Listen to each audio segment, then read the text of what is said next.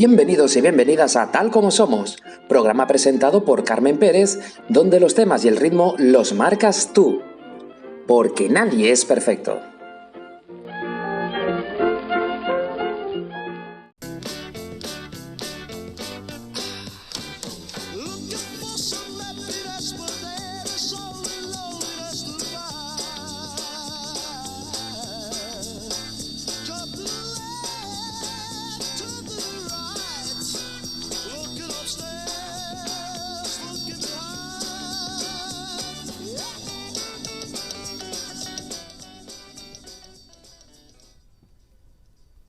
Seguimos sumando aquí en Tal Como Somos, sexto episodio ya, y queremos decirles que estamos muy contentos y darles las gracias porque no dejamos de recibir mensajes con sugerencias de los distintos temas que quieren que tratemos aquí en Tal Como Somos. Uno de esos temas es el siguiente.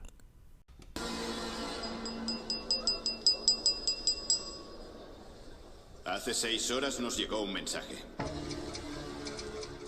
Creemos que el mensaje viene del Prometheus. ¿Los pasajeros seguirán con vida? ¿Se ha hundido? ¿Es la única explicación o ya lo habrían encontrado? Cambio de rumbo. Capitán, hemos pagado por este viaje. 7 días hasta Nueva York, sin desvíos.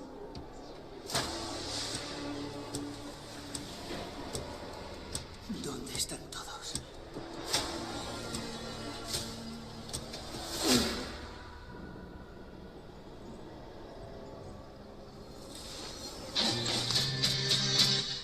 Espíritu Santo.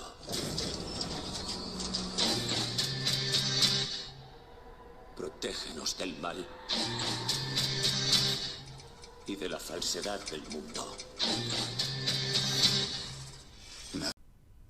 Escuchamos un fragmento de una serie que está triunfando en una de las plataformas. Se trata de la serie 1899. ¿Por qué hemos elegido esta serie? Porque trata sobre uno de los temas sugeridos por todos ustedes. Se trata del Triángulo de las Bermudas. ¿Y de qué trata esta serie en concreto? Pues de una embarcación llamada Kerbero que salpa hacia América. Recibe un mensaje misterioso que lo dirige hacia la ubicación de Prometheus, un navío que desapareció sin explicación alguna. Esto nos recuerda algunas de las historias que hemos escuchado del Triángulo de las Bermudas. Nos vamos a adentrar en este tema gracias a nuestro compañero Juanjo Martín. Ha llegado el momento de conocer el segundo tema sugerido. Es un tema que les tengo que decir que me ha costado un poquito más. Ahora entenderán el por qué. Vamos a escuchar un pequeño fragmento sobre una película que trata sobre este tema. Para algunas personas, la soledad y el aislamiento llegan a ser un problema. No para mí. ¿Qué me dice de su mujer y de su hijo? ¿Cree que se amoldarán tan fácilmente? Les gustará. ¿De verdad quieres ir a vivir a ese hotel todo el invierno? Sí, claro. Lo pasaremos muy bien. ¿Y qué dice Tony? Él también querrá ir al hotel, supongo. No, yo no, señora Torrance. Tony, ¿por qué no quieres ir a ese hotel? No lo sé. Venga, Tony, dímelo.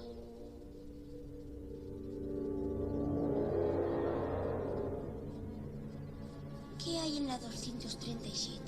Nada. Tú no debes acercarte por allí nunca. No debes entrar. ¿Me entiendes? No entres.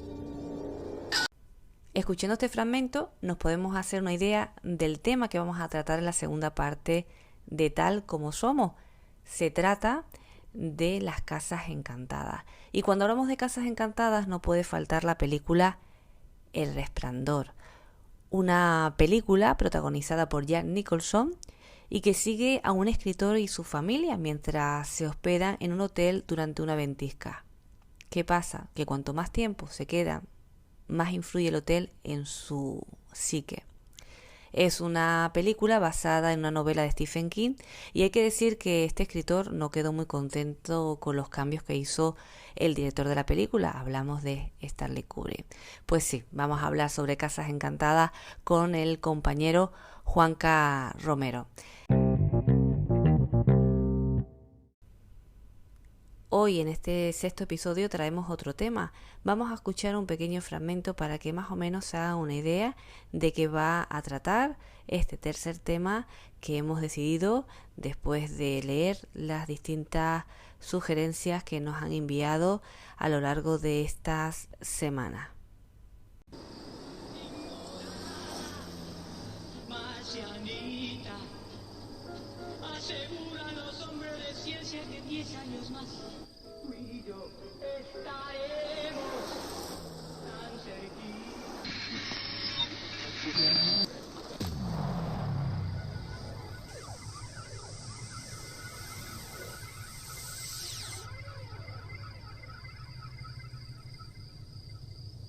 Mi padre vio un platillo volante. Él no creía en nada de eso, pero se convirtió en la pieza clave del caso OVNI más importante de España. En esta ocasión escuchamos un fragmento de la serie documental Humo, una serie recién estrenada en Movistar Plus y dirigida por Laura Pousa y Javier Olivera. Una serie documental que analiza el mayor caso de ovnis de nuestro país. La voz que escuchamos, la de Maite Jordán, la hija de José Luis Jordán Peña y personaje central de esta historia. Menciono la voz de Maite Jordán porque es la voz clave de la serie documental de Movistar Plus Humo, la España alienígena. Maite estará con nosotros y nos hablará de cómo fue su infancia, cómo fue ser la hija de José Luis Jordán Peña. Y ya una vez que conocemos todos los temas que vamos a tratar en este sexto episodio aquí en Tal Como Somos, solo decirles que nos acompañen, que comenzamos.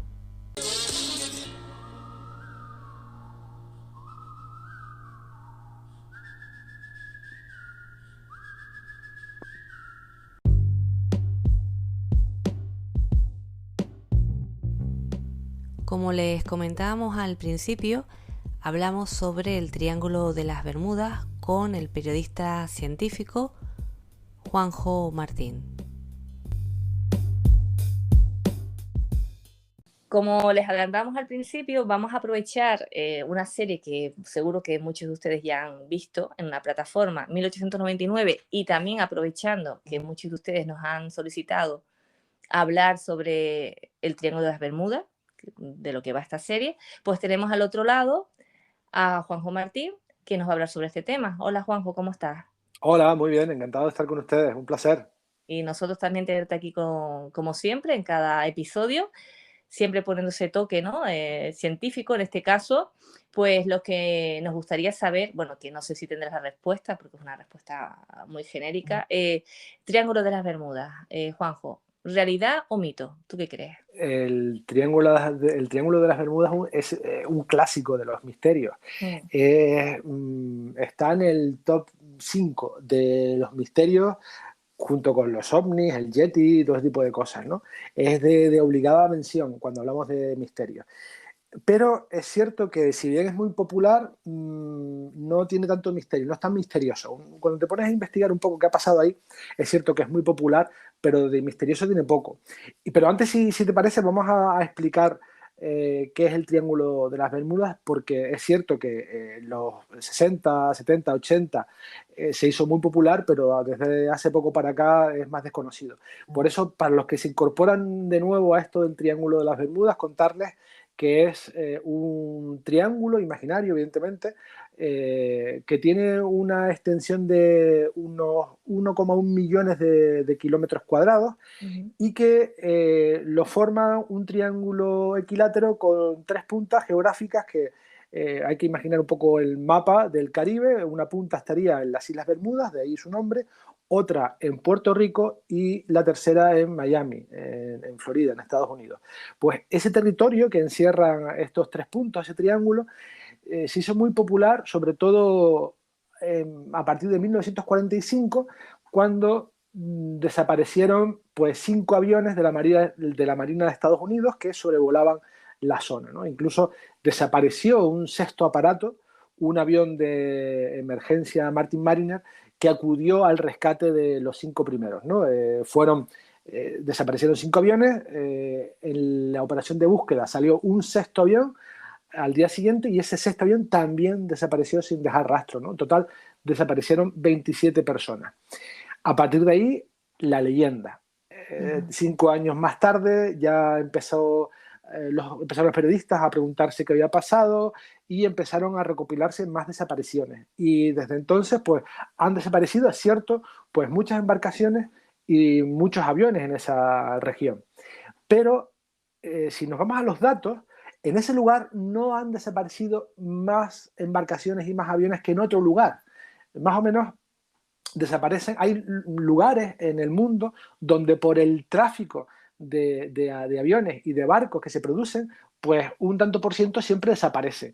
Y esto ha pasado en un montón de lugares. Podríamos decir que hay muchos triángulos de las Bermudas en todo el mundo. Lo que pasa es que este es el más famoso. Por ejemplo, en la ruta canaria, que siguen los inmigrantes desde África hasta Canarias, han desaparecido, estuve leyendo antes el informe, en los últimos años 19.000 personas. 19.000 personas. 19.000, sí. Y no he escuchado a ningún experto en misterios hablando de ningún triángulo de las Bermudas ni nada misterioso en eso, porque evidentemente, desgraciadamente, sabemos qué es lo que pasa. ¿Por qué desaparecen? Porque quedan a la deriva, porque esas embarcaciones naufragan, en fin, pasa lo que todos sabemos que pasa. Pero es cierto que en muchos lugares del mundo hay lugares donde desaparecen muchos barcos y muchos aviones. ¿Por qué? Porque hay mucho tráfico y por estadística pues siempre hay alguno que queda atrás. Y hay que tener en cuenta, y les pido a los oyentes que imaginen que por ese triángulo pasan a diario muchas rutas de aviones y muchas rutas de barcos sin que pase nunca nada. Por ejemplo, cuando vamos a Miami, cualquier avión que vaya de Madrid al aeropuerto de Miami, en Florida, pues pasa por allí y no pasa nada. Y todos los días pasan cientos de aviones y a lo largo del año miles de estos, ¿no? Y no pasa nada. ¿Qué sucede? Que se ha hecho muy popular. Es como lo del Yeti, ¿no? Nadie lo ha visto, pero son esas historias que... Lo del lago Ness, pero es lo que tú acabas de comentar ahora mismo. Fue una noticia, fue algo que surgió en 1945, 5 años después. Se hicieron ecos los periódicos y te juro, después de ahí, pues bueno, las películas que todos conocemos, ahora la serie, sabes que tiene su filón, ¿no? Cinematográfico también. Claro, y lo mantiene vivo, ¿no? Efectivamente, es un lugar mitológico, y que es, como decía al principio, uno de los top 5 de los grandes misterios que todos tenemos en la cabeza, con el Área 51, el Triángulo de las Bermudas, el OVNI de Roswell, son cosas que calaron mucho en la sociedad por novedosos y todavía estamos mamando de esas historias, incluso pensando que son ciertas. En mi opinión, el Triángulo de las Bermudas es solo un mito que está ahí. También ese mito fue alimentado porque las primeras aeronaves que desaparecieron fueron militares y siempre que pasa algo en torno al mundo militar parece que cala más. No es lo mismo que desaparezca un Cessna o un avión pequeño de pasajeros que 5 aviones militares. Quiero tener en cuenta que la aviación en ese año, 1945, era muy rudimentaria. O sea, se guiaban por brújulas magnéticas y nada más. Y en esa época, también en otros lugares del mundo, desaparecieron muchos aviones militares. Pero bueno, cuadró esta noticia y ha seguido viva hasta nosotros. Y bueno, algunos autores han intentado darle alguna explicación a todo esto, que si quieres los podemos comentar. Sí, bueno, se habla, bueno, nos lo comentas ahora, Juanjo, pero se habla incluso de otra dimensión, ¿no? Me imagino que irán por ahí, ¿no? Esos relatos. Bueno, hay explicaciones pseudocientíficas que hablan incluso de universos paralelos, agujeros negros, zonas, bases... La Atlántica también, ¿no? La Atlántida, bases omnisubmarinas, cosas que son bastante peregrinas, pues, evidentemente. Cuéntanos, ¿no? Así más o menos, Juanjo, que yo sé que seguramente has hecho una selección de los que más te han llamado la atención. Bueno, de las cosas más disparatadas que he encontrado, una pues es la Atlántida, que sea una parte de la Atlántida y que de alguna manera mágica pues absorba esas embarcaciones. Un agujero negro también he escuchado. También he leído gente que habla de monstruos marinos, tú imagínate, un calamar gigante que salta por los aires y se come los aviones. Mira, eso me gusta para una película de serie B. ¿verdad? Está. Eso estaría bien. Y de ovnis, por supuesto, los ovnis que son un clásico de todo allá donde vuela misterio, ahí están los ovnis, ¿no? Pero nada que ver, evidentemente esto no se sustenta ni un segundo porque hay cosas que son mucho más probables. Por ejemplo, el más probable de todos tiene que ver con los errores humanos y técnicos, sin duda. Hay que tener en cuenta que la mayoría de los accidentes que ocurren en el mar y en el aire son debidos a errores humanos. A errores humanos tanto en la tecnología, fallos mecánicos o fallos de pilotos que se desorientan. Hay que tener en cuenta que en esa época no había ni GPS, no había nada, es solo una brújula y lo que veían tus ojos. Y cuando te metes en una niebla, cuando no tienes referencias geográficas, cuando no hay montañas, no hay valles, no hay ríos, sino solo un plano por abajo, que es el mar, y un plano por arriba, que son las nubes, pues es muy fácil que te desorientes. Pero también es que en esa zona es muy activa meteorológicamente y muy habitualmente hay grandes tifones, huracanes en este caso, hay grandes tormentas que pueden echar abajo aviones y barcos sin dejar rastro.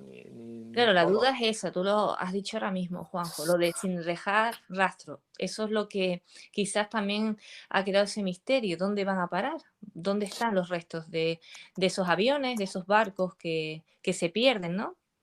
Sí, pero es que tampoco tienen por qué dejarlo.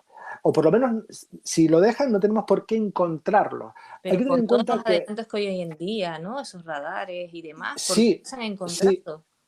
sí. Fíjate, con todos los adelantos tecnológicos que hay hoy en día, con todos los radares que hay, incluso imágenes satélite que hay hoy en día, te recuerdo que el vuelo 370 de Malaysia Airlines desapareció en el 2014, el otro día, y no se encontró nada, algunos pequeños fragmentos, pero fíjate cómo incluso hoy en día, ante la inmensidad del océano, es muy fácil que esas pruebas, esos fragmentos, desaparezcan sin que nadie los vea, porque, repito, todas aquellas personas que hayan cruzado el Atlántico o el Pacífico o cualquier océano, se da cuenta de la inmensidad de todo esto. Y es muy probable que un avión pequeño, como era el caso de los del 1945, se hayan estrellado contra el mar y que por las corrientes o por el cómo impactó la aeronave contra el océano no hayan dejado restos de nada, ¿no?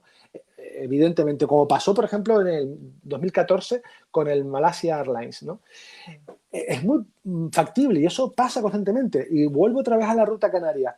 ¿Cuántas personas han desaparecido y sin que hayan aparecido ningún tipo de resto? Cero. Nada. Ni los cuerpos, ni las embarcaciones.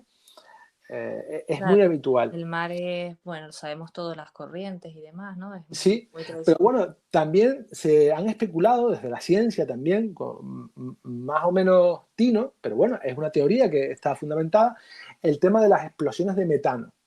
Pues al parecer esa zona tiene unas grandes concentraciones de gas metano en bolsas que pueden salir a la superficie de manera espontánea y muy rápida, generando como una cortina de burbujas que disminuyen la sustentación del mar. O sea, tú imagínate que hay un barco que está navegando por el mar, flota porque es menos denso que el agua, como todos los barcos, y de repente bajo su casco se produce una eyección de burbujas de gas metano que hacen que el agua ya no le sustenta y lo que hace es que se hunda constantemente, se hunda inmediatamente, perdón, quería decir.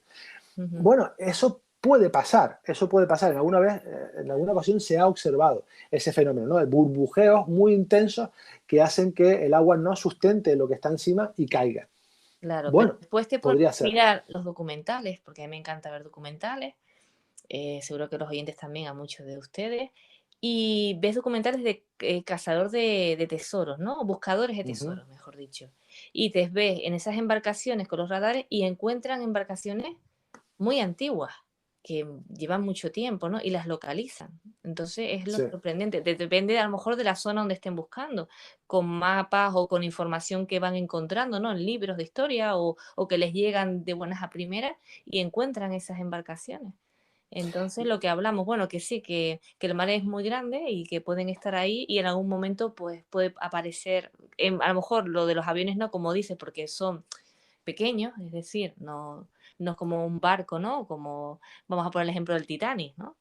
Pero que es curioso, ¿no? Que no haya ningún tipo de rastro, es lo llamativo. Sí, no, tampoco porque de verdad que no han desaparecido tantos como, Ya, pero esos que como han pensamos. desaparecido no han dejado rastro, es No han, lo llamativo, no, curioso. no han dejado rastro. También es cierto que esos casos muy famosos del año 45, los métodos de rastreo que había en esa época no tienen nada que ver con los de ahora.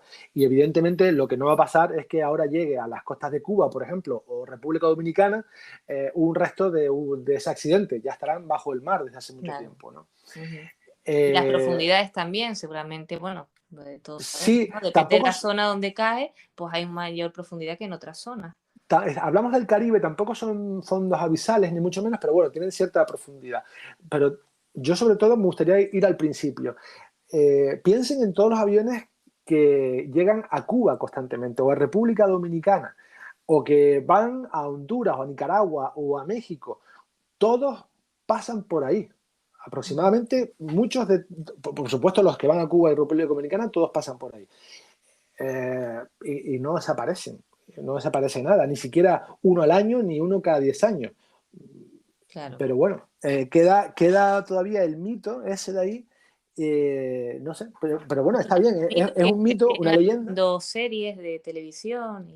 Sí, para los nostálgicos de esa época está bien, para leer novelas sobre eso, o series de televisión, pues no sé, es un misterio como el lago Ness. Evidentemente nadie se cree que haya un animal gigante en ese lago, pero bueno, está curioso esa Bueno, nunca leyenda. se sabe. Yo siempre digo aquí que quien tenga pruebas que por favor las aporte. Mañana a lo mejor nos llegan Juanjo y nos sorprende.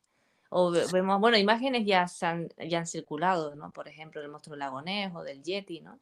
Lo único que después se analizan y se sabe que no son así, ¿no? Que no son Claro. reales.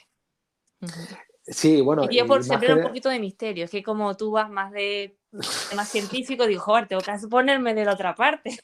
Yo, de aguafiestas, ¿no? Sí, no, tengo que ser como, yo se me pongo el ejemplo de Expediente X.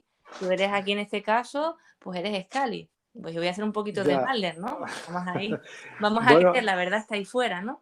lo interesante es que la ciencia tiene gran número de misterios muy, muy interesantes y que sí que realmente son misterios de verdad. Muchísimos, pero claro, no están en el consciente colectivo ¿no? Tan Mira, un atractivo día porque... nos vamos a adentrar un poquito en eso, si te parece bien, Juanjo. Sí, ahí la ciencia tiene misterios apasionantes y que son misterios de verdad. Y que, bueno, son apasionantes, cosas muy, muy curiosas. Pero es verdad que hay que ver esto, el Triángulo de las Bermudas, o del lago Ness, o del Yeti, o del Bigfoot, como mitos y leyendas que también están bien. Es cultura popular, o sea que me parece fantástico. Y que la gente, mira, aprovecho y hago un adelanto de la entrevista que le hicimos a la hija de José Luis Jordán, Maite, que ella lo comenta eso mismo, la gente quiere creer, ¿no? Y no está mal tampoco, ¿no? Que sea eso así. Sí, de la misma manera que te puede gustar el universo de Harry Potter, pero nadie piensa que existe Harry Potter, evidentemente, ni Star Wars. Hay mucha gente apasionada, seguidores de Star Wars, pero nadie piensa que realmente en un sitio de la galaxia hay ese mundo, ¿no? Claro, aquí no voy a pedir pruebas. Claro, pero es que aquí tampoco las hay. Y el error eso. creo que viene de intentar forzar los datos para dar pruebas que no se necesitan. Es como intentar buscar pruebas de que existió el diluvio universal. Es que no hubo un diluvio universal. Entonces, es una creencia y ya está, y está bien, pero si nos esforzamos en buscar cosas donde no las hay, de forzar las pruebas y de mira qué pasó una vez, vio una, no sé qué, ahí creo que ese camino es erróneo, vamos. No, pero a mí me encanta, por eso te comentaba esto antes, que está genial, ¿no? Porque siempre tiene que haber esos dos puntos, ¿no? El punto más científico, ¿no? El de poner los pies en el suelo, y después el otro, que bueno, que también, ¿no? Puede tener su punto de verdad, ¿no? Explicado de otra forma. Pero bueno. Pasa como con otros mitos o leyendas, ¿no? Tú eres consciente de que eso es así, pero a ti te apetece ser seguidor o creer, es una cuestión de fe. En el mismo error caen todos los científicos que intentan explicar la no existencia o la existencia de Dios. Nunca se va a lograr, es una cuestión de fe.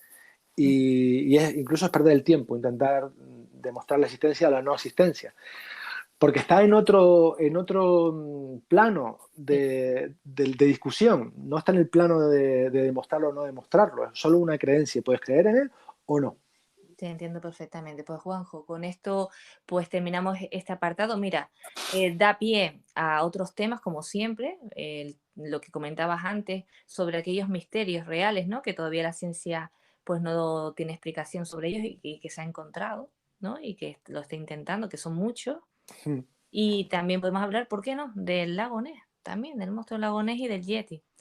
Pues sí, podemos hablar de la criptozoología, creo que lo llaman, ¿no? Esos animales o seres misteriosos o no tan misteriosos, como te contaré, que vagan por ahí en muchos lugares, porque también lo que es sorprendente es descubrir que hay yetis en casi todos los países, o Bigfoot en casi todos los países. Esas leyendas son comunes a casi todas las culturas y civilizaciones, y cada una de ellas tiene su propio yeti, su propio lago misterioso, su propio ser que se ve, o el chupacabras, o no sé qué. Es muy común porque está en nuestro acervo. Perfecto, pues mira, lo dejamos ahí, o sea que si ustedes quieren escuchar hablar sobre este tema, pues sobre la marcha, como han hecho hasta ahora, nos lo sugieren y nosotros encantados. ¿Qué te digo, Juanjo? Que como siempre es un placer tenerte aquí en Tal Como Somos. Un abrazo. Ha sido un placer. Un abrazo. Hasta luego. Gracias, hasta luego.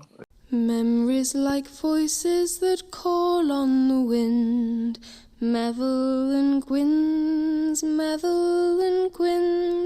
whispered and tossed on the tide coming in. Madeline Gwyn's.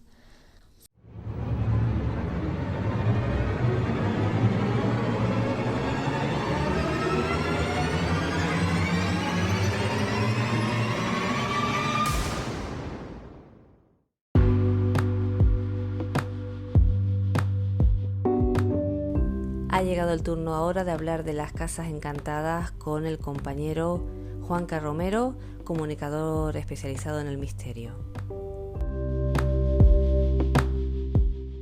Como les adelantamos al principio, vamos a hablar de casas encantadas.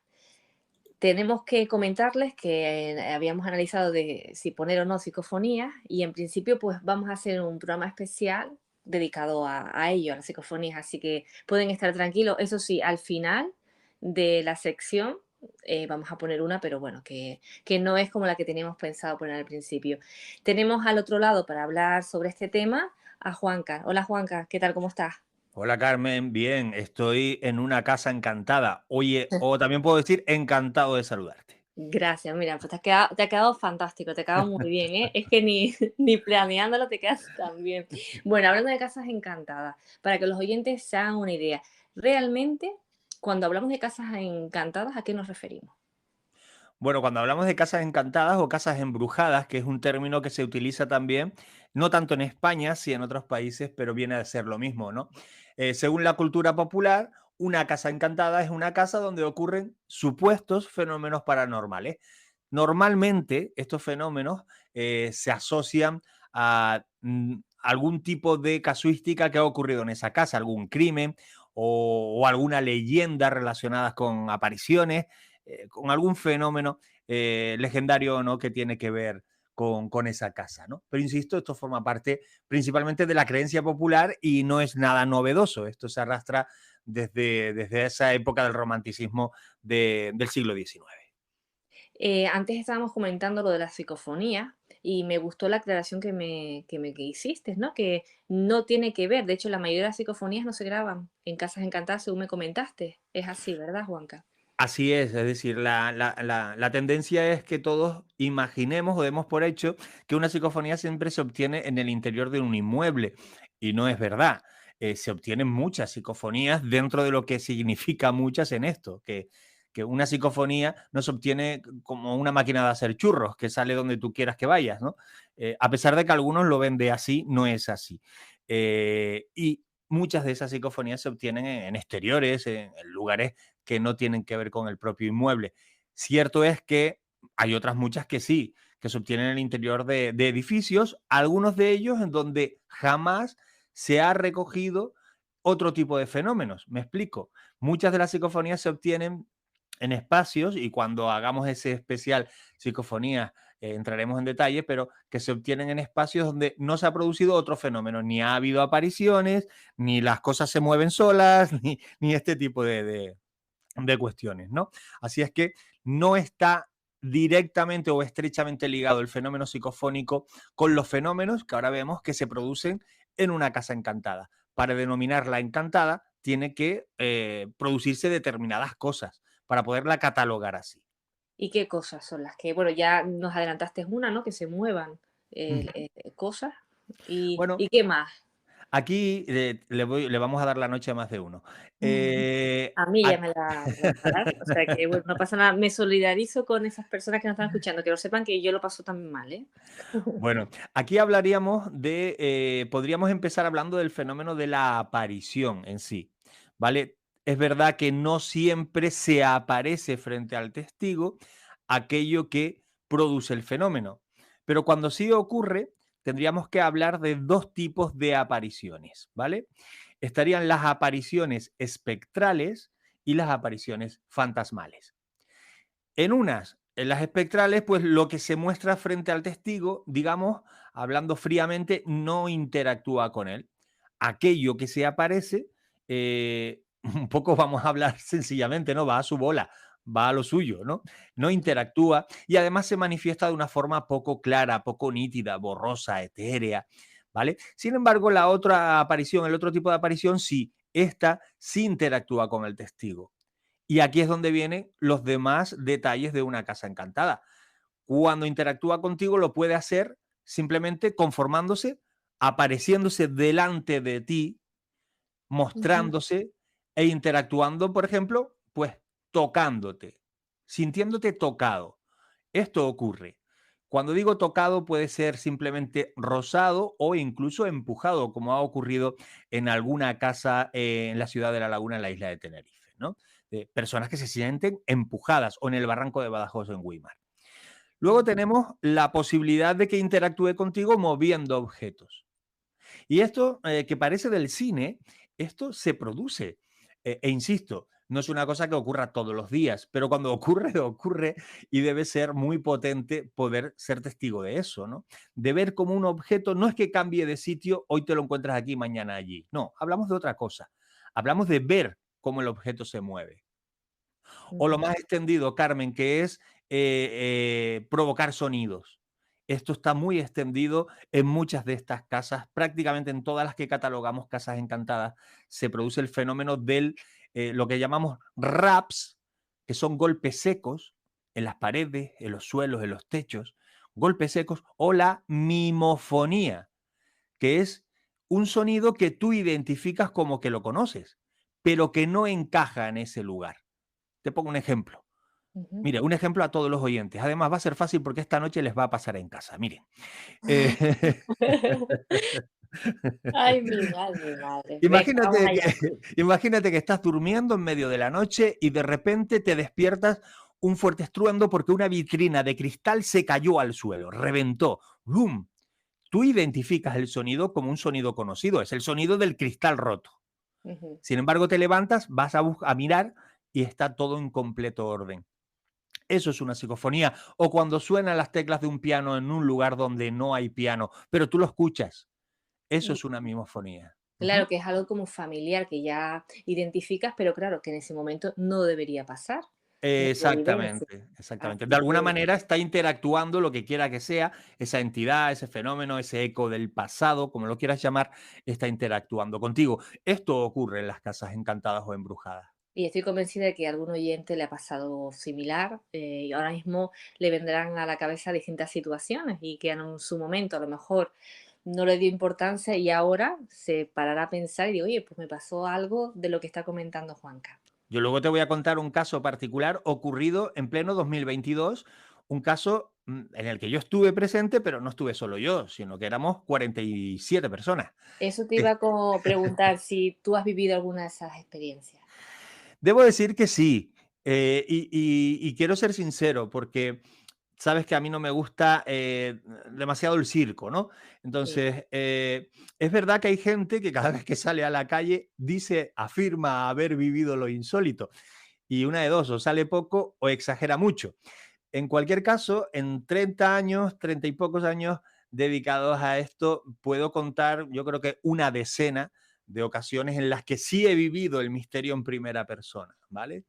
Y a mí me parecen bastantes, para muchos les parece poco, ¿no? Son Dice, oye, bastantes, sí. sí, sí, Y hay más quien como dice, tú eres, que eres una persona, como comenta, que tiene que ser algo muy evidente para tú darle esa importancia, ¿no? Porque es bastante escéptico y bueno, a mí me recuerdas un poquito en Expediente X a Scully, ¿no? En ese sentido. bueno, es cierto que soy escéptico, no negacionista, pero sí escéptico, pero cuando aquello se muestra y no hay manera de explicarlo, pues se muestra y no pasa nada por eso. Bueno, pasa que te llevas el susto de tu vida, que Claro. también nos asustamos los que nos dedicamos a esto, ¿no? Pero es verdad que esto ocurre, que esto se da y a veces se da de forma contundente, ¿no? Bueno, y Juan, que ya no nos tienes que contar. Ya después de esto, cuéntanos la experiencia.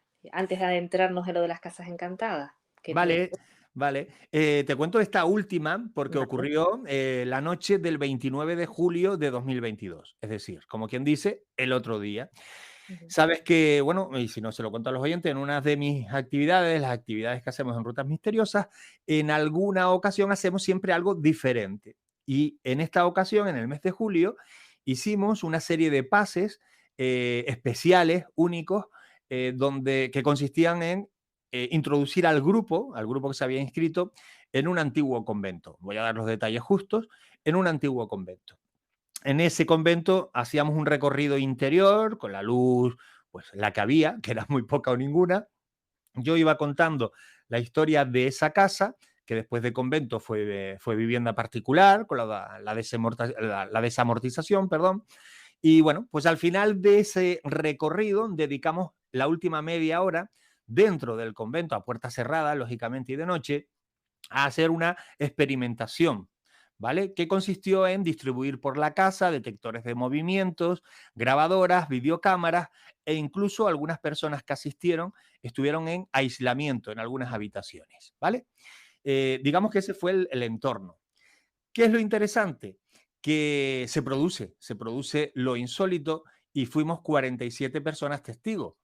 Porque cuando lo eres tú solo, te pueden o no creer, o tú mismo puedes pensar que te has sugestionado, que creíste verlo o escucharlo. Pero fuimos 47 personas y un montón de cámaras grabando aquello. ¿Qué ocurrió, Carmen? Pues bueno, porque al final de esa actividad, cuando empiezo a hacer preguntas, yo pregunto por un personaje muy concreto que tiene que ver con la casa, lo hago en voz alta y le digo si estás a sonar un detector. Y cierto es que el detector, para quien no sepa lo que es esos timbres que hay en las entradas de las tiendas. Tin, ton, ¿vale? Lo cierto es que el detector no sonó, pero sonó un teléfono. Un teléfono desde dentro de una de las dependencias del convento, que ahora son dependencias municipales. Bueno, sonó un teléfono de noche, tampoco tiene nada de misterio, con el tono típico de una centralita. Tac, tac, tac, tac, tac, tac, tac, tac, tac, ¿vale? Como sonó, digo, qué casualidad, vamos a volver a preguntar. Y vuelvo a preguntar por este personaje si eres tú, a sonar un detector. Y vuelve a sonar el teléfono, segunda ocasión.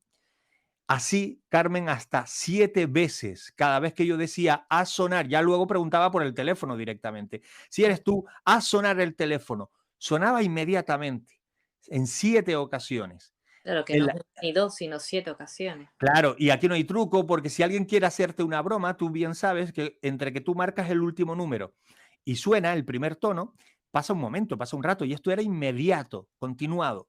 Claro, ya estábamos todos como algunos nerviosos, otros flipando, y yo me vine arriba. Claro, y ya por último pregunto en esa última, en la séptima ocasión, ya yo pregunto con euforia, yo diría que con soberbia, pregunto por este personaje, manifiéstate. Y no solo sonó ese tono nuevamente por séptima ocasión, sino que hubo un fogonazo de luz, fría, como si fuese un flash de una cámara, en una de las paredes del convento donde no hay nada que pueda producir eso, en medio de la oscuridad. Lo interesante, insisto, que esto ocurrió frente a 47 personas y no Y que, siempre ocurre. y que no siempre ocurre, y aparte, bueno, recientemente, así como dices tú, hace unos meses escasos. El otro día, sí. Así que, bueno, tremendo. Yo te digo que estoy grabando y no sé por qué estoy sugestionada, yo creo ya, ¿eh? Yo me imagino a los oyentes ahora mismo en sus casas, si lo están escuchando de noche, lo sentimos mucho, es lo que hay. Pero bueno, que, que si alguno, pues incluso nos está escuchando y tiene alguna experiencia que contarnos, nosotros encantados también que nos lo hagan saber, como siempre Claro. decimos aquí. Y entonces, el tema Casas Encantadas. En España hay muchas. Sí, Vamos a hablar de algunas de ellas, ¿verdad, Juanca? sí, claro, se puede hacer un pequeño tour a nivel nacional. Hay algunos clásicos. Yo empezaría hablando de Cortijo Jurado. No sé si te suena o lo has Mm, escuchado alguna vez. Me suena, sobre todo porque, claro, a raíz de que íbamos a hablar de este tema, me puse ahí a leer un montón sobre Casas Encantadas y lo que me sorprendió es todas las que hay. Un montón en Sí, España, porque después fuera, que haremos también un programa sobre las Casas Encantadas fuera de España, hay un montón de casos. sí, hay muchos. Cuidado porque a veces no todos son casas encantadas, a veces algunos están encantados de haber entrado a la casa, que no es lo mismo, y Sí. y lo venden como misterio. Pero hay otros expedientes que no, que son muy contundentes. Cortijo Jurado, esto está en Campanillas, en Málaga, Ujú, es sí. uno de los clásicos. El edificio actualmente ya no está para visitar, hay que decirlo. Está bastante peligroso el acceso, de hecho está prohibido, pero esta vieja casona, una casona neogótica, pues quizás sea la más famosa de España. Yo creo que sí. Yo recuerdo hace 30 años escuchar hablar y ya hablábamos en mis programas o en las revistas, hablábamos de Cortijo Jurado.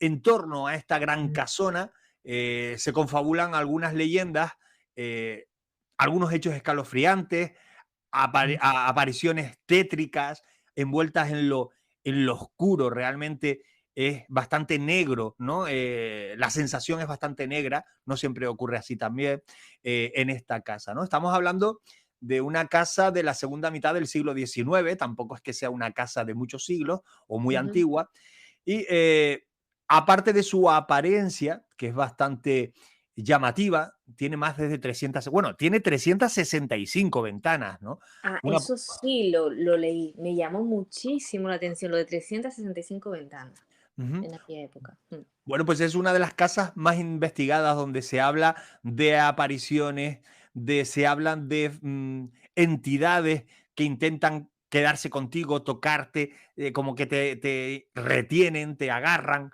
ese tipo de sensaciones o de vivencias se producían dentro de Cortijo Jurado. Actualmente no sé si se producen porque, insisto, es muy casi imposible poder acceder, ¿no? Hay una zona muy concreta, es el patio central, la capilla quizás, la torre de mirador, sean los puntos más calientes de la casa, donde se han recogido psicofonías, en este caso sí, donde se habla de que esas psicofonías recogen gritos, recogen dolor. eh, Se concentra casi siempre en esos puntos de la casa, aunque toda la casa en sí tiene mucho de carga, ¿no? Se habla de si algún grupo secreto se ha reunido ahí. Hablaban de los masones, ¿no? Que comentábamos el otro día. Otro día. Y incluso en la guerra civil, si se produjo algún fusilamiento en ese lugar, se convirtió en hospital en un momento dado. Los sótanos de la casa fueron calabozos. Es decir, tiene una carga y el concepto carga va a estar presente en todas estas casas, una carga energética, en este caso, bastante negro, bastante Dramática, sí, fea. Sí, sí, situaciones sí, muy, sí, muy, sí, muy sí, oscuras y de sí. energía negativa. Bueno, esta es una de las más conocidas, como bien dices. De hecho, a mí, fíjate, de todo el aspecto, ¿no? De la casa ahora mismo como está y lo del tema de las ventanas, ¿no? Es una cosa llamativa. Aparte de esta casa, ¿alguna más que te llame la atención, Juanca? Porque son muchas, vamos a centrarnos Claro, por en dos o tres, sí. porque la iremos tratando en distintos episodios, sí. Hombre, yo me centraría también, o no podría dejar pasar el Palacio de Linares.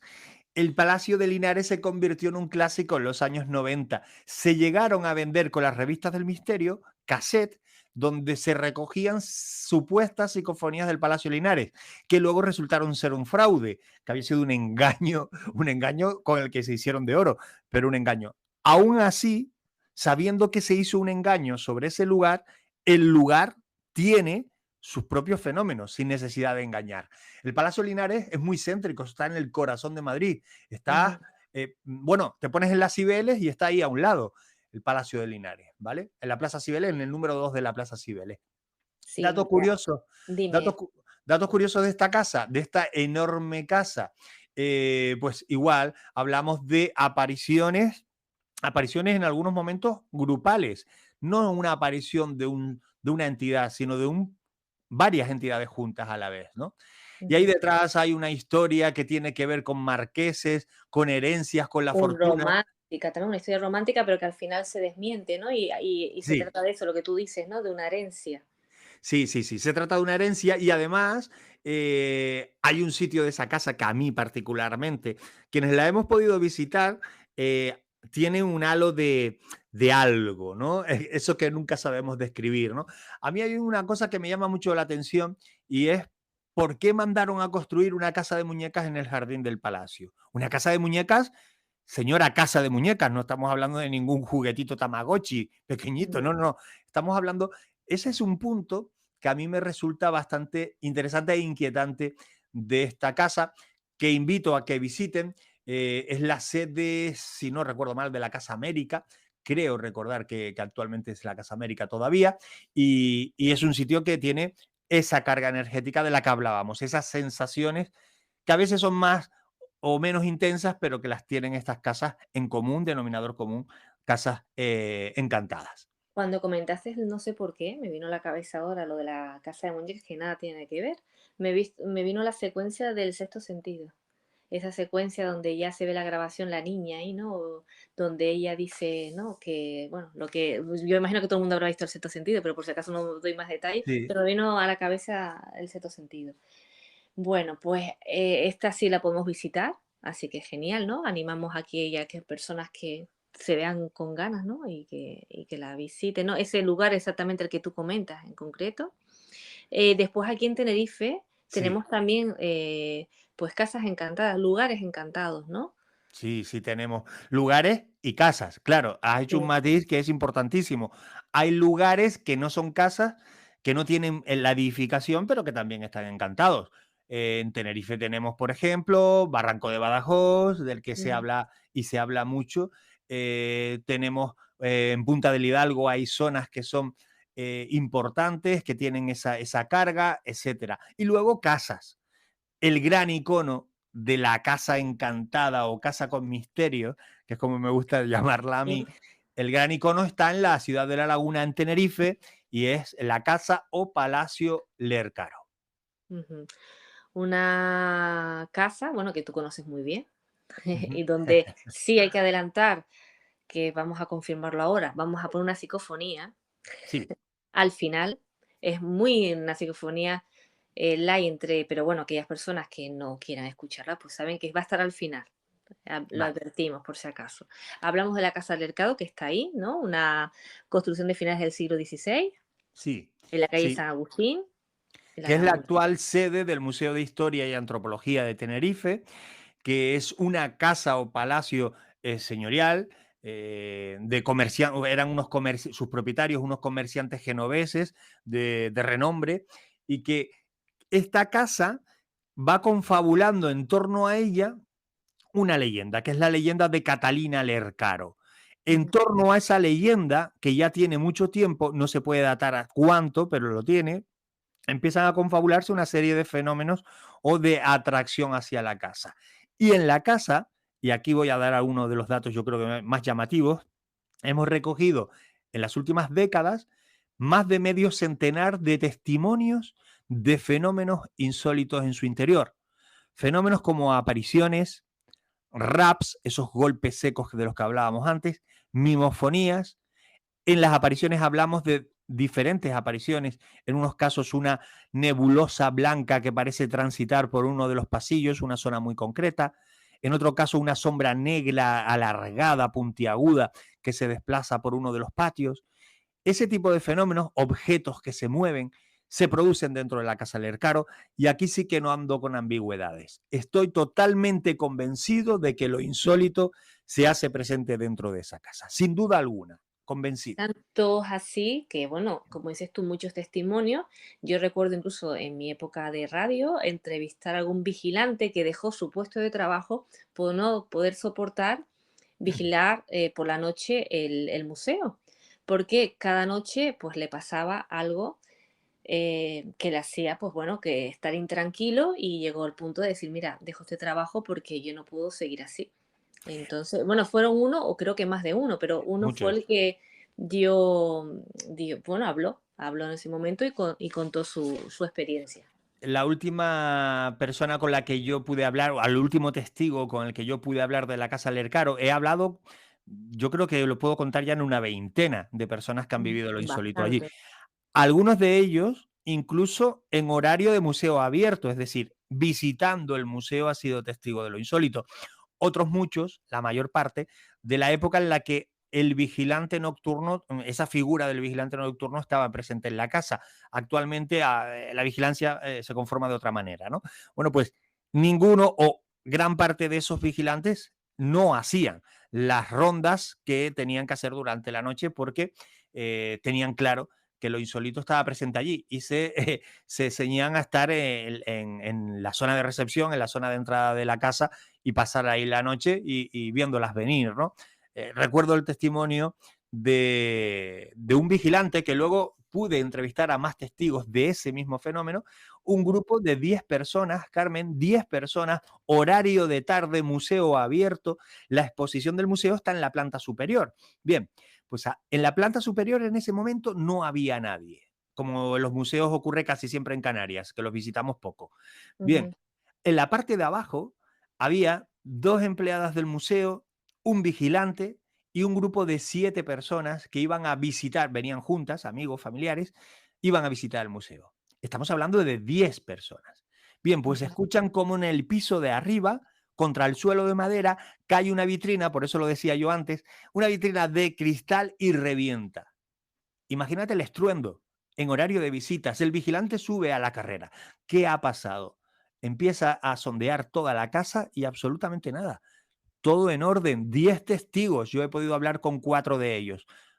Es algo bastante llamativo, algo Son ocurre. bastantes. Yo tengo aquí unas declaraciones, bueno, un testimonio de uno de los vigilantes de seguridad que dice que en plena noche escuchó un fuerte grito tras una de las puertas de emergencia. Se dispuso entonces a comprobar lo sucedido, sujetando la puerta con un taco de madera, imagínate, ¿no? Ya que esta no podía abrirse desde fuera. Lo que sucedió posteriormente le dejó paralizado del miedo. Escuchó con claridad unos horribles gritos que surgían del fondo de la escalera, como si un ruidoso gentío subiera apresuradamente los peldaños. Imagínate la situación. Imagínate que tengas que ser testigo de eso. Algo muy parecido ocurrió hace muchos años en el edificio de correos de Santa Cruz de Tenerife, en la Plaza de la Candelaria, en la Plaza de España. De 2 personas de correo que entran a unas horas en las que ya está cerrada la oficina y escuchan un gentío en la planta superior, planta que tiene por encima de sus cabezas. Dice, bueno, ¿y este alboroto qué es?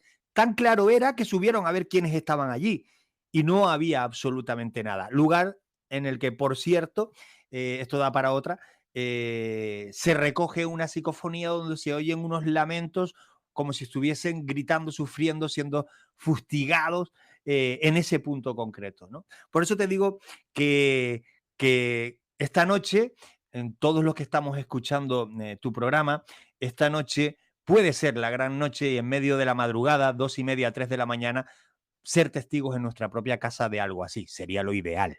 ¿Por qué 2:30 y 3 de la mañana, Juanca? Me llama la atención. Bueno, siempre se ha dicho que la hora bruja, ¿no? Esa hora de las 3 de la mañana. También es verdad que esto también da para otro programa. También es verdad que esa es la hora en la que el sueño entra en otra fase aproximadamente, ¿no? Y es interesante, ¿no? Podríamos hablar en alguna ocasión de los sueños lúcidos, del sueño hipnopómpico y de esas fases del sueño que nos pueden hacer estar más o menos receptivos o percibir cosas que normalmente pasan desapercibidas en el día a día porque estamos totalmente despiertos, ¿no? Es que Son da fases. mucho de sí, porque de hecho a mí me gustaría hablar de otras casas encantadas de otros lugares del mundo donde nos escuchan. Sí. Aprovecho para saludarlos a todos ellos. Lo del tema de la psicofonía, eso sí lo vamos a advertir, lo vamos a hacer, pero bueno, con un aviso para aquellas personas que, bueno, que no, que como a mí, que lo voy a pasar mal, pero bueno, lo tendré que hacer, pues no les gusta, ¿no? Porque hay algunas que son bastante, bueno, de hecho íbamos a poner una hora, pero lo dejamos porque sabemos que es una psicofonía pues bastante llamativa y que, bueno, que puede Sí. causar un poquito de ansiedad, ¿no?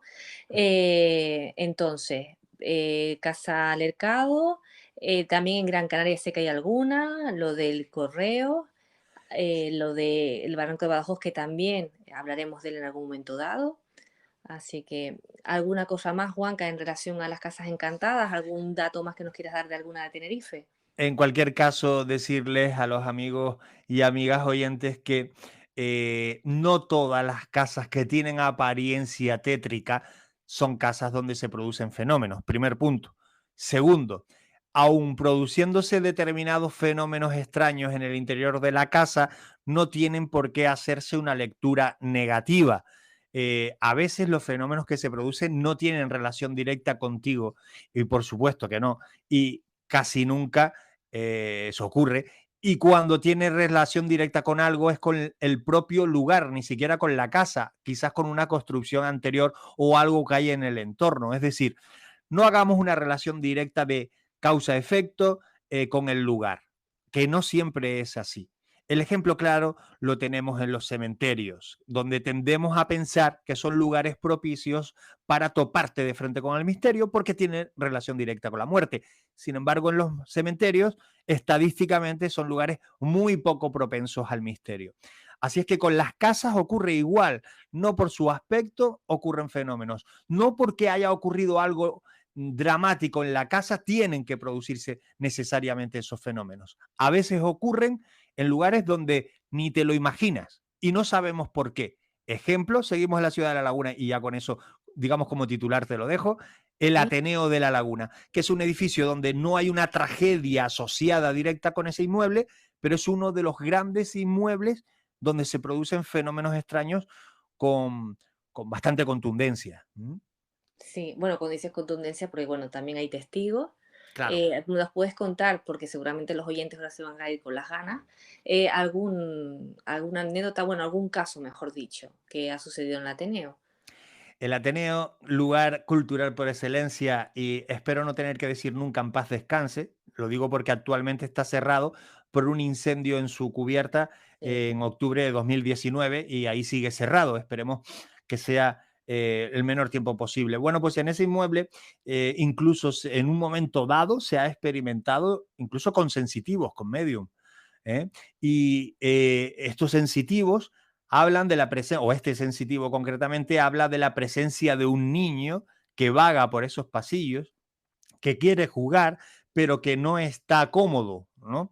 Y paralelamente a esa explicación del sensitivo, en medio de esos pasillos, en una de esas investigaciones, nuestros aparatos, los aparatejos que llevamos para medir energía, para hacer mediciones, en definitiva, saltan, ¿no? Empiezan a activarse, a generar actividad, ¿no? Entonces, ¿está asociado una cosa con la otra? Parece ser que sí. En ese inmueble también se han recogido grabaciones bastante llamativas. En fin, que el conjunto de la casuística que ocurre en la casa nos hace pensar, a mí me lo asevera, que es una casa con misterio, que es una casa en donde los fenómenos paranormales sí se producen, ¿no? Pues mira, ya simplemente con lo que has comentado de un niño que se siente que no está del todo cómodo, pues ya le crea a uno inquietud, ¿no? Lo que han dicho estas personas, ¿no? Que se han acercado al Ateneo. Pues, ¿qué te digo, Juanca? ¿Qué nos queda? Ahora sí, lo advertimos, nos despedimos y vamos a poner la psicofonía. Una psicofonía que me comentabas de un compañero, Sí. que no fuiste tú quien la grabó, lo No, nombramos y lo saludamos desde aquí. Si quieres sí. comentar tú quién es. Vale, claro, hay que decirlo, esta es una psicofonía. Hemos, como tú bien decías antes, debatido de alguna manera si poner más de una o no. Hemos decidido que no, que solo una que no es de las rotundas, una yo creo que bastante bueno, para los que nos dedicamos a esto yo la veo live, para otros no lo sé. Es una psicofonía que se recoge en los años 90, la recoge el divulgador, investigador y amigo Héctor Fajardo, amigo común además, Sí, y saludamos desde aquí. que saludamos, y que en aquellos días, pues, grabando, recogiendo testimonios de vigilantes y otras personas, recoge mientras habla con el vigilante. Vamos a escuchar la voz bastante, está un poco cascada la grabación porque es grabadora de cassette y ya tiene muchos años. Van a escuchar una voz, da igual lo que dice el testigo, pero en medio de esa voz, mientras habla el vigilante, se cuela un sonido. Ese sonido, si te parece, Carmen, lo vamos a escuchar en bruto. Habla el vigilante, se cuela e inmediatamente después vamos a colar, recortado ya y amplificado 3 veces, vamos a recortar esa parte exacta donde ese sonido se hace presente. Perfecto, lo hacemos así. Te despido antes, Sí.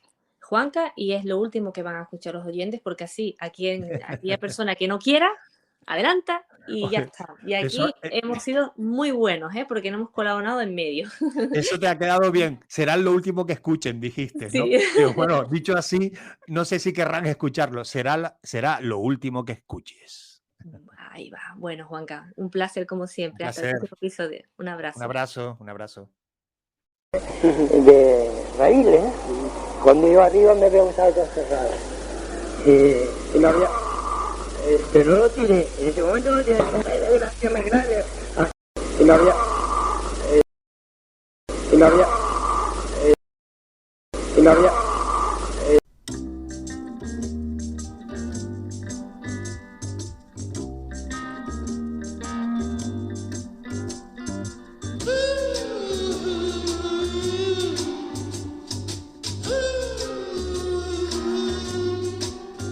Yes, a strange, strange game.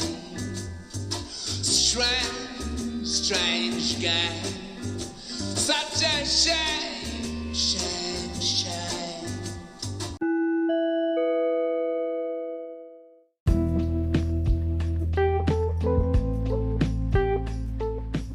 Lo decíamos también al principio, vamos a hablar con Maite Jordán, hija de José Luis Jordán Peña, personaje central de la historia de la serie documental que analiza el mayor caso de ovnis de nuestro país, una serie recién estrenada en Movistar Plus y dirigida por Laura Pousa y Javier Olivera. Aluche, 1966. Una luz blanca irrumpe en el cielo del sur de Madrid y un hombre, José Luis Jordán Peña, es testigo de uno de los avistamientos de ovnis con mayor difusión mediática en España. Así arranca la serie documental Humo, recién estrenada en Movistar Plus y dirigida por Laura Pousa y Javier Olivera. Y nosotros tenemos la gran fortuna de contar al otro lado con Maite Jordán, la hija de José Luis Jordán Peña y personaje central de esta historia. Hola Maite, ¿cómo estás? Buenas tardes. Hola, buenas tardes. Muy ¿Cómo bien, va? todo ¿Todo muy bien? Bien, todo estupendamente. Aquí Sí, disfrutando de la tarde. Efectivamente, porque bueno, sabemos que eres una persona inquieta, que de hecho estás en una cafetería, por si los oyentes escuchan pues ese ruido de fondo, así al natural, como somos nosotros aquí en Tal Como Somos. Y de profesión psicóloga, ¿verdad, Maite? Sí, trabajo como psicóloga, así es. Y no sé si tendrá que ver tu experiencia en la infancia con haber decidido ser psicóloga. No, ni mucho menos. La vida me fue llevando. Yo realmente quería ser maestra. Me gusta, siempre me ha gustado todo lo relacionado con los niños y con enseñar. Pero bueno, yo realmente lo que quería era trabajar con personas y bueno, trabajo con personas de todas las edades. Sí. También comentar que, bueno, una vez que hablé contigo, lo primero que me comentaste que, bueno, que te encanta Canarias, te gusta nuestra tierra, nosotros encantados de que te guste. Es así, ¿no? A ver si tenemos la oportunidad de vernos pronto.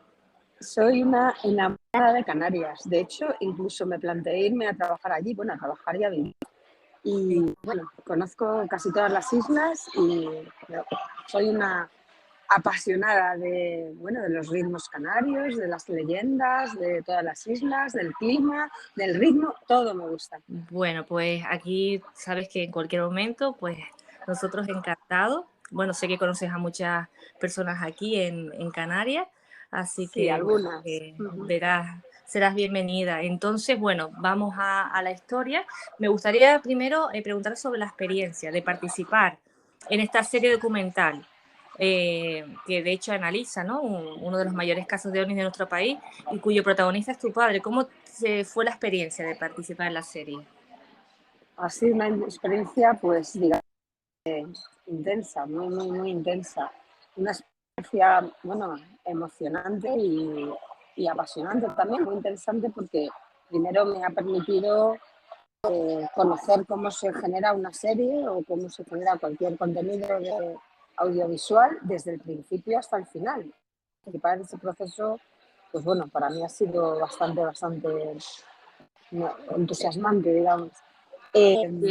Sí, hablando de este tema, porque estuve Sí. leyendo varias entrevistas que has hecho, el hablar, el poder hablar, porque al principio querías un poquito, ¿no?, alejarte de todo este tema cuando eras más joven, y que sigue siendo joven, vamos a ver, pero que me refiero... Un poco más joven, cuando era un poco más Por joven, sí. eso. Me refiero a Sí. que como el decir que sí, ¿no?, el participar en esta serie ha sido positivo para ti. A ver, era una serie que se iba a hacer de todas formas, la serie estaba ahí, entonces el que me hayan dado la oportunidad de participar y de contar mi historia también, pues ha sido algo pues que digamos que he agradecido o me ha gustado o por lo menos me ha importado.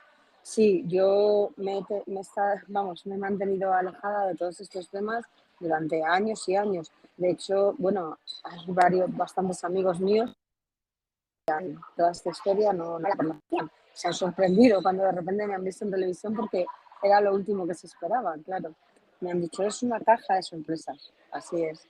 Pues así es, y lo que nos gustaría saber, Maite, como hija de José Luis Jordán Peña, ¿cómo era tu padre? Porque, bueno, era una persona, por lo que he estado también investigando, brillante. Pues era una persona, sí. Sí, que una persona, un ingeniero alicantino con una capacidad espectacular, ¿no?, para inventar. ¿Cómo era? ¿Cómo lo recuerdas tú a tu padre?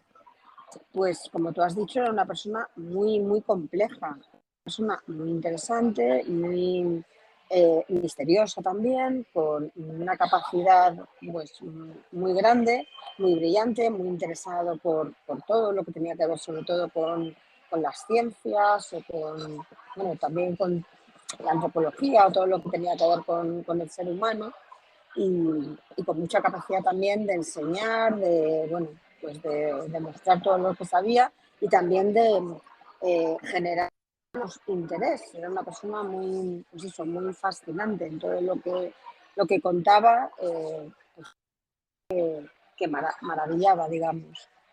Sí, como lo comentaban los directores, tanto Laura como Javier, comentaban que si él hubiera esa energía, ¿no?, que invirtió, ¿no?, en esto, en Humo, lo hubiera dedicado a escribir una novela, ¿no?, o una obra, pues hubiera llegado muy lejos, ¿no? ¿Qué le llevó? ¿Tú qué crees que le llevó a hacer todo esto, Maite?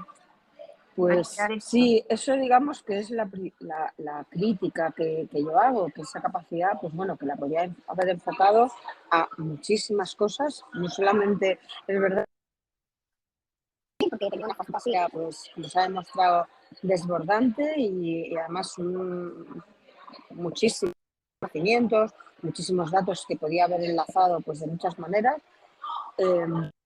Eso, sí. Es que yo creo que esto fue como una bola de nieve, como algo que empieza por algo pequeño y uno se va liando y cuando va pasando el tiempo y se va convirtiendo en algo tan grande que es difícil ya de deshacer. Entonces, posiblemente el primer motivo que le llevó a generar, a hacer la primera, pues a tirar la primera semilla, pues fue cambiando. Digamos que posiblemente no esperaba lo que fue pasando y la cosa se fue haciendo cada vez más grande. Como padre, pues era una persona que, ya digo, que como sabía mucho y tenía mucho interés por transmitir lo que sabía, pues fue muy buen no sé cómo decir, muy buen maestro. Él me enseñó muchísimas cosas, infinitas cosas. También es verdad que era una persona pues un poco, no sé, o bastante, con un carácter bastante complicado. Así es, o sea, las personas complejas pues no dejan de ser personas difíciles. Y es verdad que, bueno, digamos que lo que he dicho es que yo sí que es verdad que en mi casa pues sentía bastante tensión. Ujú. Refiriéndonos a este tema, Maite, ¿hablaba mucho en casa? ¿Lo nombraba mucho o se dedicaba a hablar con ustedes de otros temas? Hablaba perdona, de humo, no, de Sí. humo no hablaba nada, cero. Que yo recuerde nunca habló. A ver, se podía hablar o podría haber alguna conversación relacionada, pero nunca diciendo, reconociendo que él era el autor. Él eso jamás lo, vamos, perdón, ya pues de adulto o ya cuando digamos que lo confesó o incluso tal vez sí que ya de alguna forma dábamos por hecho que él era el autor, pero aunque ya digo que yo he crecido sabiéndolo, en Ujú. casa de ese tema no se hablaba, nunca se hablaba. ¿Y a casa recibían ustedes visitas o todo se mantenía al margen? No. No, sí, mi casa era, sí, había muchas visitas, mis padres salían mucho, mi padre se relacionaba muchísimo con gente de este entorno y sobre todo con gente relacionada más con la parapsicología, yo creo que con la ufología, y a mi casa también venía habitualmente pues mucha gente de este mundo. Sí. ¿Recuerdas alguno en particular, alguna anécdota en ese sentido, Maite? Pues, hombre, es que no sé, recuerdo muchísimas cosas, pues algunas veces quedaron en mi casa digamos que aquellas personas el grupo de Madrid que recibían cartas y luego también se grabaron recuerdo grabar algún programa de Jiménez Peloso, de Más Allá. Sí, mi casa era, bueno, no voy a decir todos los días, ni mucho menos, pero sí había visitas, o había gente, Y o no, había cenas, sí. claro, y nombraste lo de las cartas. ¿Llegaste a ver alguna de esas cartas mecanografiadas? Es que ¿sabes qué pasa? Que no me gusta nada que no sepa con certeza, o que no Claro, te entiendo, recuerde con certeza. te Y entiendo. no quiero confundir. O sea, si yo digo algo es porque tengo la seguridad. Sí que es verdad que los recuerdos se van contaminando con el tiempo, entonces me da miedo decir algo y que realmente no se corresponda a la realidad. Ya digo que, vamos, mi padre pasaba mucho tiempo en el despacho y estoy segura de que gran parte de ese tiempo lo pasaba pues dedicado a estos informes. Aunque, a ver, nosotros vivimos en 2 casas, los primeros informes, los primeros avistamientos fueron en la primera casa y además el primer platillo, digamos, que vio, yo no había nacido. Y el segundo creo que tenía 15 días o un mes, con lo cual, Claro. evidentemente no los recuerdo. Pero ya digo, es que tengo recuerdos generales, tengo más recuerdos del ambiente que de cosas concretas. ¿Y ese ambiente cómo era, Maite? ¿Era un ambiente pues, positivo? ¿Era un ambiente tenso? Pues a ver, era un ambiente que cuando venía gente era un ambiente muy de visita y muy, sí, como muy, no sé cómo explicar, todo muy fascinante, muy divertido, porque ya digo que mi padre tenía una capacidad para hablar, para explicar, para contar cosas, para generar interés muy grande. Entonces era una persona que bastante interesante en eso. Luego, ya digo que sí que gran parte del tiempo, pues cuando no había nadie, sí que yo personalmente no me encontraba bien. No. Porque claro, no eras tú sola, hay más miembros de tu familia. ¿Cómo se sentía el resto de tu familia cuando... Es que yo puedo contar mi historia, la historia de los otros miembros de mi familia, lógicamente yo no puedo contarla, porque lo Claro, han vivido ellos y cada uno lo hemos vivido de una manera, claro, que es lo que suele pasar con las personas. claro, ¿no? Y aparte de lo que tú comentaste en su momento, que tú intentaste pues salir de todo eso, ¿no? Cuando tuviste la oportunidad, alejarte y ahora es cuando, pues como dices tú, estás a raíz de esta serie que se iba a hacer igualmente, pues a recordar, ¿no? De todo lo que pasó en esa época. Sí, ya digo que a mí todos estos temas, pues sinceramente me causaban rechazo. todo lo que tuviera que ver con, pues eso, con la parapsicología, con con la ufología. Entonces yo puse muchísima distancia de eso, pero desde pequeña, o sea, realmente, aunque yo estaba ahí, porque yo iba pues a muchas conferencias de mi padre, a muchos, pues eso, lo que contaba, programas de televisión, o sea, estaba inmersa en ese ambiente, pero el tema no me atraía. Aparte de que yo siempre he mantenido, bueno, en eso de la misma manera que mi padre, una actitud bastante escéptica, digamos, ante todos los fenómenos. Bueno, pues desde la espera o desde la idea de que, no sé, las últimas causas suelen ser pues causas Ya, científicas, no, es digamos. que es un caso que, bueno, a día de hoy todavía han pasado 56 años y todavía hay muchas personas que están convencidas, ¿no? De que sí, que existe este planeta y que sus habitantes viven entre nosotros, ¿no? O sea, que tu padre caló bastante, ¿no? En ese sentido. Cualquier fenómeno, o sea, yo creo que él lo que consiguió de todas formas ha sido demostrar su teoría, que es muy fácil crear un fraude ante incluso algo que está más que demostrado, yo creo, y que él mismo ha dicho que fue él y que todo, bueno, pues es totalmente explicable y supongo demostrable. Pues la gente sigue aferrada a eso, a lo mejor porque supone un conflicto reconocer que uno está engañado o porque, bueno, esta realidad es, digamos, más importante que la gris de pensar que, bueno, que todo es mucho más aburrido y mundano de lo que podemos ser si existieran mundos fantásticos, pero ya digo que todo esto, el que la gente siga a capa y espada y años después y defendiendo que existe, lo que es que generar un fraude es muy fácil. Y Maite, ¿ha intentado contactar contigo a alguien de esa época o, bueno, alguna persona que te ha pedido algún tipo de información en ese sentido o que quiere encontrar algo sobre tu padre? Aparte del, bueno, las personas que como nosotros, ¿no? Nos interesamos, gente que estuvo en su entorno.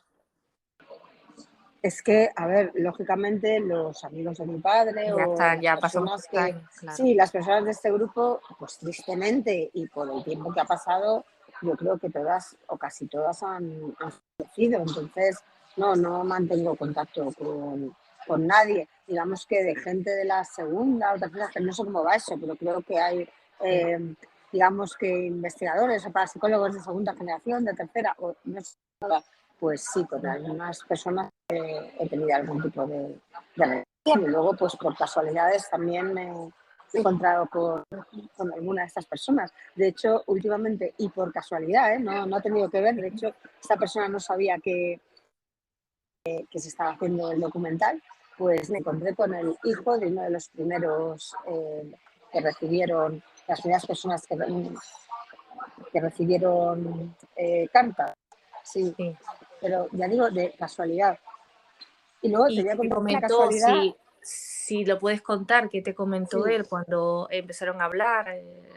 No sé, intercambiaron, imagino, qué experiencias, ¿no? En ese sentido, de cómo se sentían y demás. Sí, bueno, no, realmente era amigo de, vamos, digamos que tenemos amigos comunes y yo sabía bueno, que era amigo de estas personas y un día le encontré y bueno, quedamos en quedar realmente. Esto ha sido bastante recientemente y me dijo que tenía una hija que es la nieta de esa persona que recibía, que está muy interesada por todo eso.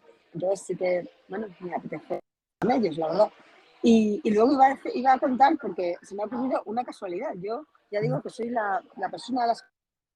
Y ha habido una de las casualidades así que realmente me ha impresionado, que es yo, y no lo sabía, a raíz de la serie vi una de las cartas dirigidas a Sesma, que es la persona, el primer contactado y la persona que dirigía la tertulia de la Ballena Alegre. Pero lo que no sabía es que este Sesma, con lo grande que es Madrid, en el mismo portal que el mejor amigo de mi hijo, que mi hijo además va a esa casa habitualmente. Lo que ya no sé, porque quiero investigarlo, es si vivía en el mismo piso, en la misma casa, eso ya no lo sé. Pero que me ha parecido una casualidad Pues escalofriante, la verdad. bastante casualidad, porque mira que es grande y que sea, sí, el que viva un amigo de tu hijo ahí, la verdad que Sí, tremendo. sí. Bueno, decir que No, no, Fernando su Sesma, íntimo amigo, sí, sí, claro, sí. es quien organizaba, como bien decías, Maite, en la Ballena Sí. Alegre, pues este tipo de Eso es. reuniones, ¿no? En un Ujú. sótano, ¿no? Del antiguo Café del Sí, Alto de Madrid. sí, es un café que hay en Cibeles. Cibeles lo conoce todo el mundo, hasta los canarios lo conocen. Sí. Y ahí hay un café de toda la vida que ahora creo que se ha transformado en un pub irlandés. Pero Efectivamente. ahí era un café, pues, de los profesionales, donde había muchos grupos con intereses diferentes, donde hacían tertulias, igual que estaba, bueno, sabéis que en esa época pues era muy habitual el asistir a tertulias de temas de interés. Entonces parece ser que convivían ahí varias tertulias. Había una tertulia de temas políticos, de temas literarios, y luego esta de los visitantes o amantes del espacio. No, tremendo lo que me comentaste ahora mismo de Fernando Sesma. Sí, sí, sí. Bueno, pues sí, Es la verdad que vas increíble. a ser la mujer de las casualidades, porque No, sí. no, ni te imaginas, ¿eh? Sí, De hecho, sí. me reía con los directores y con productores de la serie y decía, vamos a hacer una serie de las casualidades de la serie, porque ha sido, de verdad, me han pasado muchas cosas, que ahora mismo no me acuerdo, ¿eh? Pero que muchísimas casualidades. Y esta es que ha sido, no sé, ya digo que me ha impresionado, porque mi hijo está harto de ir a esa casa. Además, yo vivo en el otro extremo de Madrid, ¿eh? No tiene Sí. nada que ver. Sí, ya digo, en el mismo portal, tu amigo de toda la vida. Perfecto, pues no sé, Maite, si quieres, bueno, decir que, bueno, genial que puedas hablar sobre este tema, ¿no? Que me imagino que ahí tenías ahí guardado hace un montón de tiempo, que ya, pues como dices, ya muchas personas que ni siquiera pues sabían que estabas vinculada, pues ya a raíz de esta serie, pues ya lo saben, ¿no? Y de hecho creo que te vas a reunir, ¿no? Para ver los episodios, que ha sido como algo, pues, ¿no? Que Sí, tampoco, no sé, como es que yo me pongo en tu lugar y es como tremendo, ¿no? Que de repente, tantos años después, ¿no? 50 años después de todo esto, pues se haga esta serie y te veas tú envuelta, ¿no? En ella, ¿no? ¿Cómo lo estás viviendo? ¿Cómo te sientes? ha sido impactante, ¿eh? Ha habido muchas cosas impactantes. Una de las cosas que más me ha impresionado ha sido conocer, cuando me dijeron que había una niña que iba a hacer mi papel, que iba a hacer de mí de pequeña. Es que lo cuento ahora y me dan hasta escalofríos, ¿eh? Vamos, pedí ir a ese rodaje. No sé, me parecía una situación que nunca me pude imaginar vivirla. Y claro, pues el ir a un escenario donde se había reconstruido mi casa y bueno, estaba el actor, que además con este actor tuve muchísima química, estuve hablando mucho con él de mi padre, y yo creo que entendió bastante bien, muy, muy bien. Y ver bueno, pues eso, a una niña fue como si de repente me quedaba presente algo que es verdad que lógicamente tenía bastante dormido. Claro. Y bueno, lo que dices, ¿no? Dormido, y que tiene que haber sido una liberación para ti, el poder, pues, comentar, ¿no? Cómo fueron esos años, cómo te sentiste y cómo te sientes ahora, y que la gente realmente sepa, pues, quién eres, ¿no? En ese sentido, porque al final el pasado está ahí y en algo Eso está es. construido en el día de hoy, ¿no? En tu forma de pensar. Sí, esa ha sido precisamente no sé, cómo he enfocado yo todo esto. A ver, todo esto que ocurrió, todo lo que se cuenta en la serie, no deja de ser parte de mi historia. Entonces uno la puede ocultar, puede salir corriendo de ella, puede poner la sombra y taparla, pero bueno, pues si estás ahí, pues a lo mejor tampoco, quiero decir, no es sano incluso destaparla y reconocerla y decir, bueno, pues sí, esto, no sé, sí, esto ha formado parte de mí y yo estaba ahí y esto es lo que yo he vivido. Claro. Pues Maite, ¿qué te digo? Que muchas gracias por estar aquí en Tal Como Somos, te lo agradecemos mucho, esperamos verte pronto por la isla, por Tenerife. Sí, iré a verte, de verdad Seguro. que me encantará conocerte en persona. Igual, lo mismo digo, ha habido mucha química, la verdad que desde el primer momento pues ha habido pues por tu parte esa predisposición, ¿no?, para participar y nosotros encantados de tenerte aquí. No sé si quieres añadir algo más, algo que te gustaría. Sí. Fíjate que te contaba ayer, no sé si que hay un cantautor canario que es mi favorito, que es un gran amigo mío, además al que quiero mucho, a Rogelio Botán. Y él escribió una canción al primer nieto de José Luis Jordán Peña. Fíjate qué cosa. Ahí nos unimos, Canarias y mi familia Jordán. Sí, una canción que además a mí me ayudó mucho. Sí, porque... Te la buscaré y te la mandaré. Días pues contados, sí, se llama. Y la pondremos seguro, porque claro, yo me pongo lo que te dije antes en tu piel y no tuvo que haber sido nada fácil el salir, ¿no? Porque al final es unas vivencias, una tensión, ¿no?, que decías tú que vivías en casa, ¿no? Y que ahora puedas comentarlo así, porque se te nota una persona bastante positiva, ¿no?, con bastantes ganas, ¿no? Pero no tuvo... A ratos. Sí. Por eso que te agradecemos mucho el que estés con nosotros contando tu historia, Maite. Un abrazo. Nada, muchísimas gracias a ti, Carmen. Gracias, un abrazo. Estamos en contacto. Cuídate mucho. Mira, un beso. Gracias.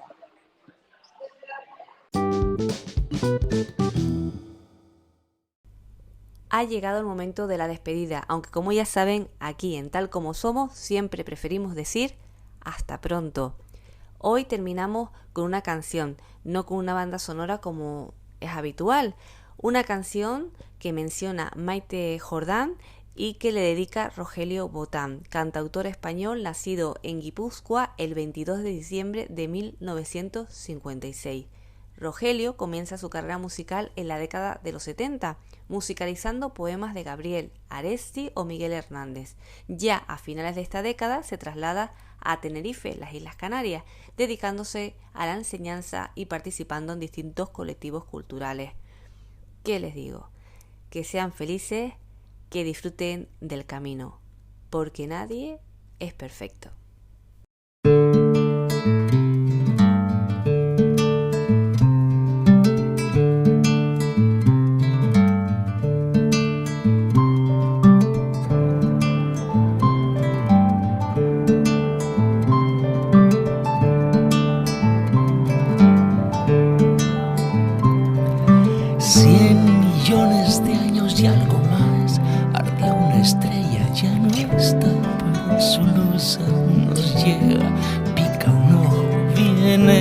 va.